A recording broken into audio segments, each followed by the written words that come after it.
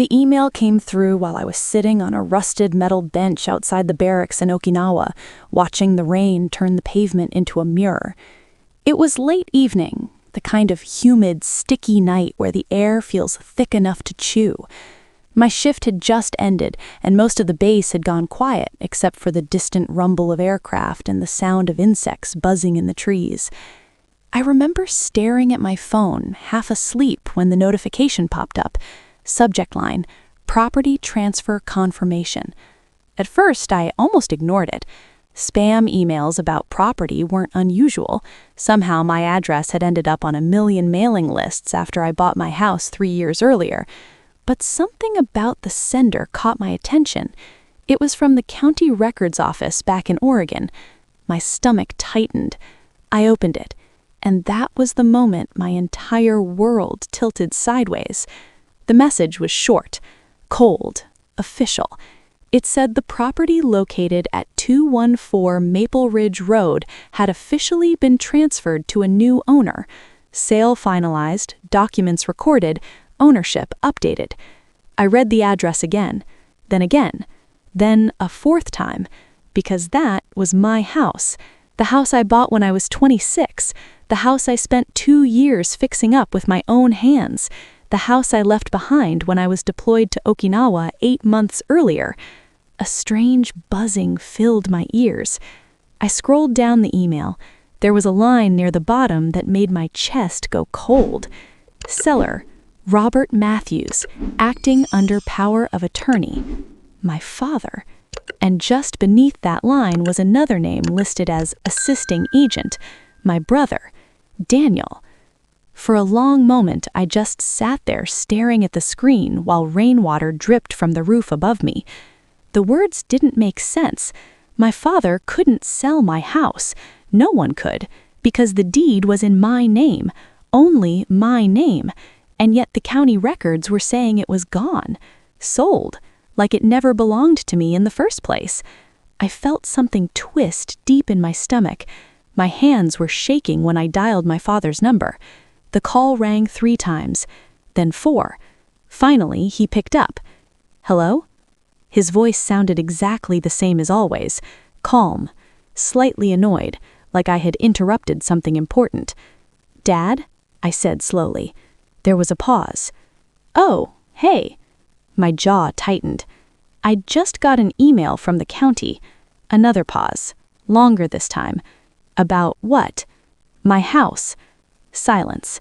I could hear a television playing faintly in the background. Then my father sighed. Yeah, about that. My heart dropped. What do you mean, about that?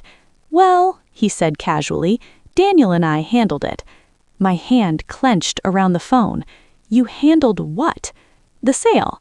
For a second, I thought I might actually be hallucinating. You sold my house? Yes, just like that. Like he was talking about returning a lawnmower. My voice came out thin. How exactly did you do that? You gave me power of attorney before you left. My stomach sank even deeper. Because he was right. When I deployed, I signed temporary documents so he could handle emergencies while I was overseas. Bills, maintenance, things like that. Not selling my home. I didn't give you permission to do that. Well, he muttered, circumstances changed. I felt heat rise in my chest. What circumstances? My father hesitated. Then he said something that made my vision blur. Daniel needed help. Of course he did. Daniel always needed help. My older brother had been called a lot of things over the years. Charming, fun, irresponsible, but the word everyone eventually settled on was deadbeat. Jobs never lasted, rent never got paid. Someone else was always covering his mistakes, usually my father. How much did you sell it for? I asked, quietly. There was a brief pause. Then my father cleared his throat. Well, most of it went to Daniel. Something inside my chest cracked. You gave him my house? We helped him, my father corrected. My fingers dug into the edge of the bench. You stole it. Don't be dramatic. The casual tone in his voice made something dark rise inside me. That house was everything I had. Well, he said flatly, you're not even living there. Because I was serving overseas. Because I trusted you. I swallowed hard. Who bought it? A developer. My heart skipped. What kind of developer? I don't know. Some investment group. I leaned forward, my pulse suddenly racing. Dad, what did they say about the property? What do you mean? Did they ask questions? He sounded irritated now. Of course they asked questions. That's how buying property works. Did they say why they wanted it? No. Something cold settled in my stomach, because that house was not any house, and there was something my father didn't know, something I had never told anyone, not even him, not even Daniel. I stood up slowly from the bench. Rain had started blowing sideways across the base, soaking my uniform. Dad, I said quietly. What? Because suddenly a terrifying thought had slammed into my mind. Because that house was never supposed to be sold. Because 3 years ago, when I bought it from an elderly woman who seemed desperate to move quickly, she told me something strange, something I brushed off at the time, but now it came rushing back. Her exact words. She had leaned across the kitchen table and whispered, "Promise me you won't let anyone take it." At the time, I thought she was just emotional about leaving, but now I realized something. My father and my brother didn't just sell my house, they sold something that wasn't supposed to leave my name, and the developer who bought it probably had no idea what was actually sitting underneath that property. And if what the old woman told me was true, then the moment that sale went through, a very dangerous chain of events had just started, and thousands of miles away in Okinawa, I had absolutely no control over it. The rain kept falling long after I ended the call. I stood there, outside the barracks in Okinawa, with my phone still pressed to my ear, even though the line had already gone dead. $300,000. That's what my father sold my house for. My house. The place I spent 2 years rebuilding with my own hands. The place that smelled like cedar and fresh paint, and the lemon cleaner I used every Sunday morning before work. And now it belonged to someone else. But the money wasn't even the worst part. The worst part was the thing sitting in the back of my mind, the memory I hadn't thought about in years, the day I bought the house. Her name was Eleanor Whitaker. She had been 79 years old, tiny and sharp-eyed, with silver hair pinned back so tightly it looked like it might snap if she smiled too wide. The house had been on the market for only 3 days when I saw it, a small 2-story place tucked under tall pine trees at the end of Maple Ridge Road. Nothing fancy, but it had a wide porch and creaky hardwood floors and a huge backyard that sloped gently toward a line of old oak trees. I loved it the second I stepped inside. Eleanor watched me walk through the rooms that day like she was studying my soul. "You're military," she said. I nodded. "Yes, ma'am." "You'll take care of the place." "I will." She looked relieved. But then, right before we signed the papers, she said something strange. She leaned forward across the kitchen table and lowered her voice like someone might be listening. "There's something about the property you should know." I remember smiling politely. "Okay." Her fingers tapped softly against the wood. "There's a small section of land behind the oak trees, about 30 feet past the fence." I frowned. "I saw it." "It belongs to the house," she continued. "Yes, but it must stay that way." Her tone was suddenly serious, too serious. I remember laughing lightly. "Well, I wasn't planning to sell it." But she didn't laugh. Her eyes stayed fixed on mine. "You don't understand," she whispered.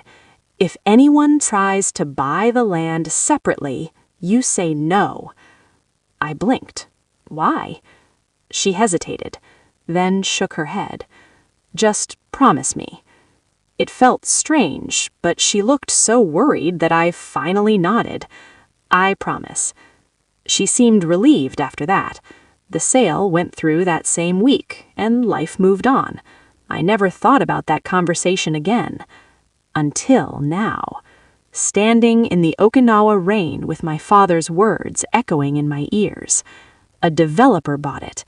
My pulse started racing, because developers didn't buy houses like mine for the house.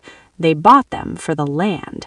They bought them to tear things down, build something bigger, something profitable, which meant sooner or later, they would start digging. I rushed back inside the barracks and opened my laptop. My fingers moved quickly as I searched the county property records. It took less than 2 minutes to find the sale. Buyer, Horizon Valley Development Group. My stomach dropped.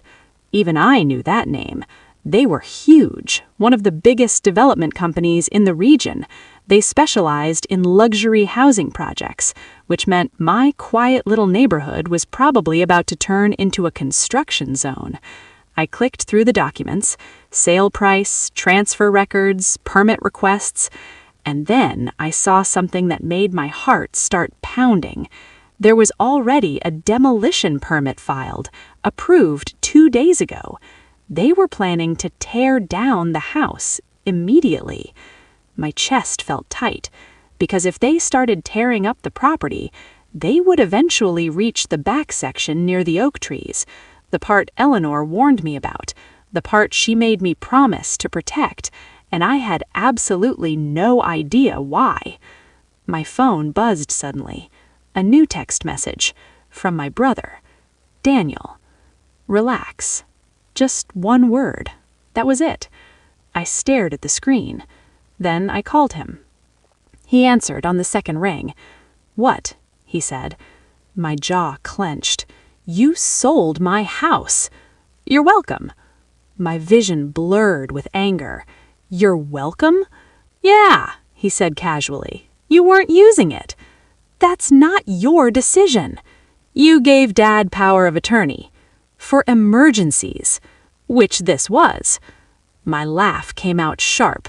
"What emergency?" He hesitated, then said something that made my blood boil. "I had debts." Of course he did. "You sold my home because you owed money." "It wasn't just me. Dad agreed." "That doesn't make it legal." "It was legal enough to close the deal." I pressed my fingers against my forehead. "You sold it for half its value. Quick sale." "You mean desperate sale." Daniel sighed loudly. "You're acting like it's the end of the world. You gave away the one thing I worked for." "Oh, please," he scoffed. "You'll buy another one when you get back." I shook my head slowly. "You don't understand." "Understand what?" I hesitated, because part of me still didn't know how much to believe, but something inside my chest told me the situation was bigger than just stolen property now. Did the developer say anything about the land? What land? The section behind the oak trees. He sounded annoyed. "It's just backyard." Did they ask about it? No. My heart pounded harder. Did they inspect it? I don't know. You didn't read the contract? Why would I?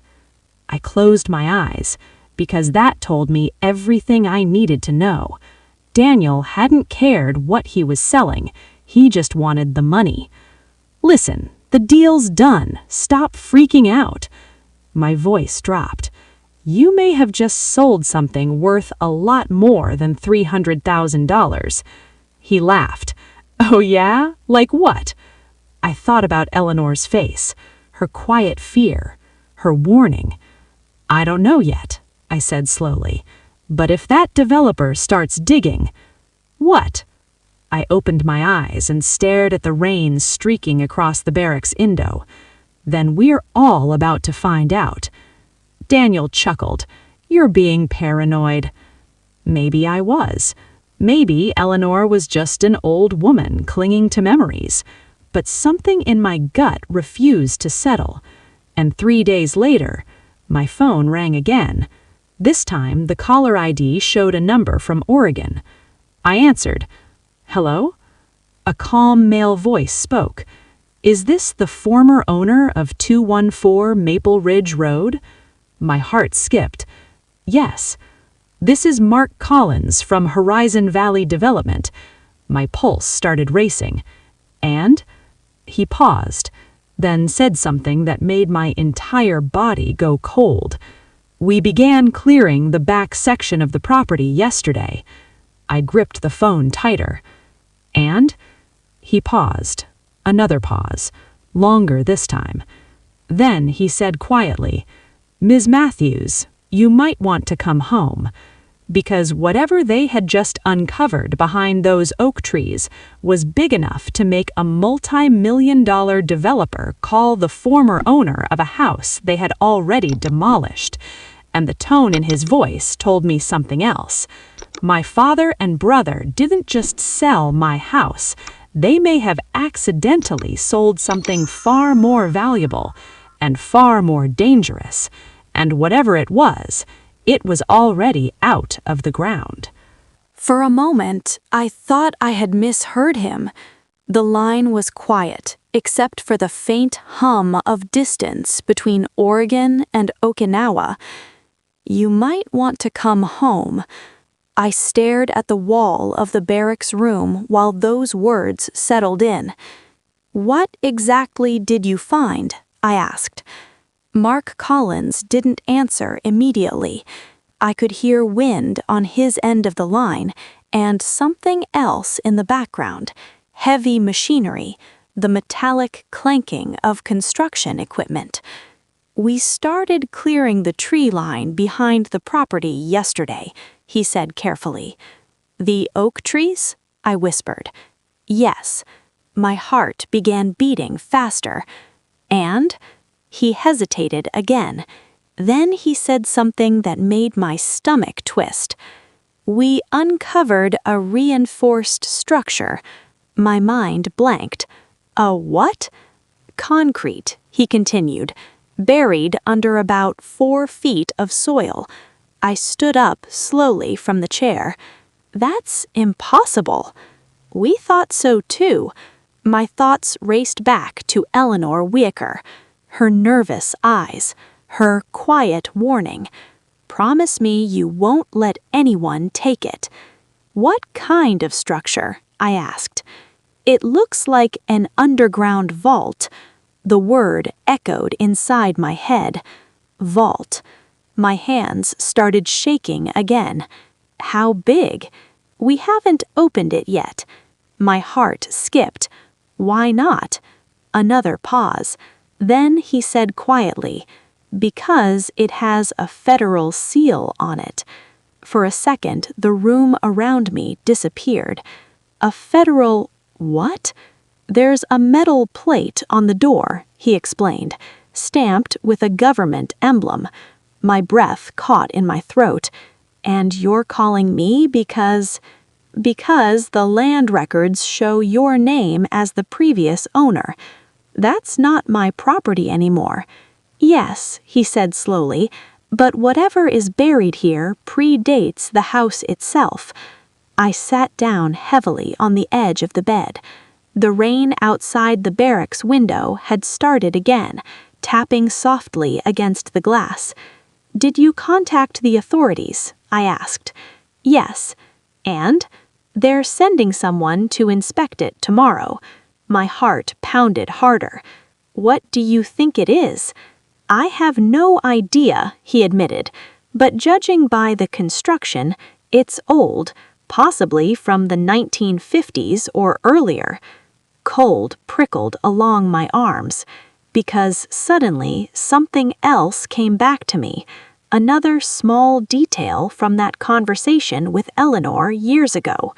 After I promised not to sell the land, she had said something else, something I barely remembered until now. Her exact words. "That ground was important to my husband once." At the time, I thought she meant sentimental value. But what if it was not sentimental at all? What if it was something else entirely?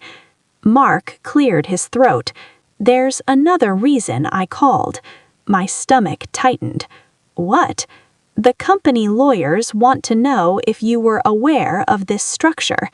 "No, you never mentioned it during the sale." "I didn't sell the house," I said quietly. He paused. "Right, because technically I hadn't. My father and brother had." "Look," Mark continued, "once federal authorities get involved, things can become complicated. Land rights, historical claims." I stared at the floor. "Are you saying the sale might not hold?" "I'm saying," he replied carefully, "this situation could change everything." The line went quiet again. Finally, he said, "If I were you, I'd talk to a lawyer." After the call ended, I sat there for a long time staring at nothing.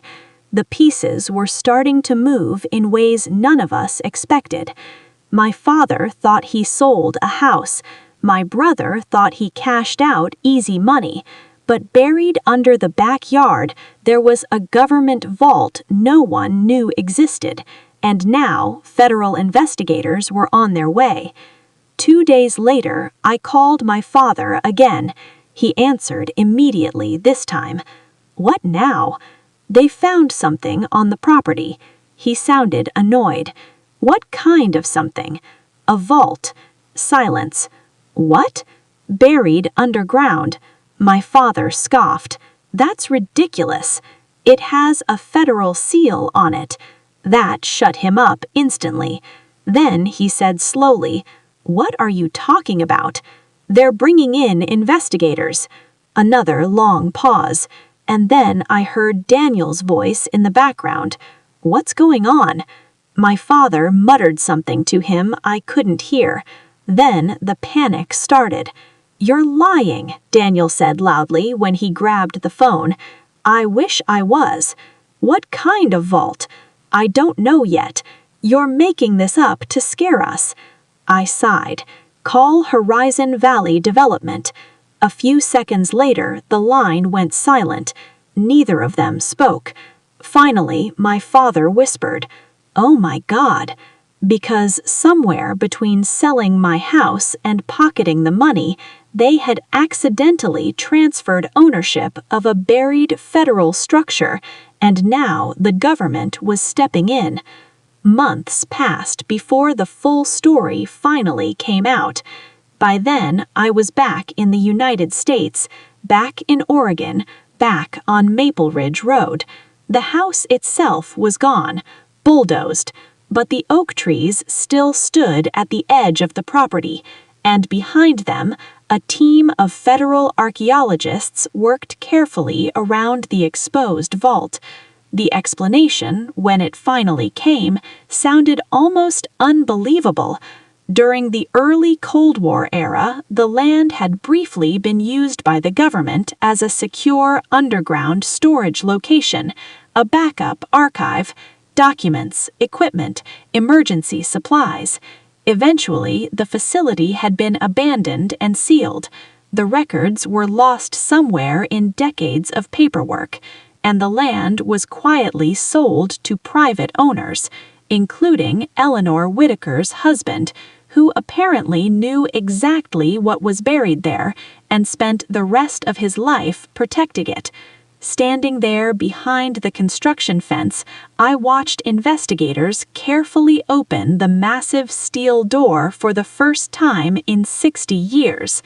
My father and brother stood a few feet away, both looking like they had swallowed rocks, because suddenly their quick money deal had turned into a legal nightmare. The property sale was frozen, lawyers were everywhere, and no one knew exactly how the situation would end. But one thing was certain: that little house my father thought was just a piece of land was never just a house.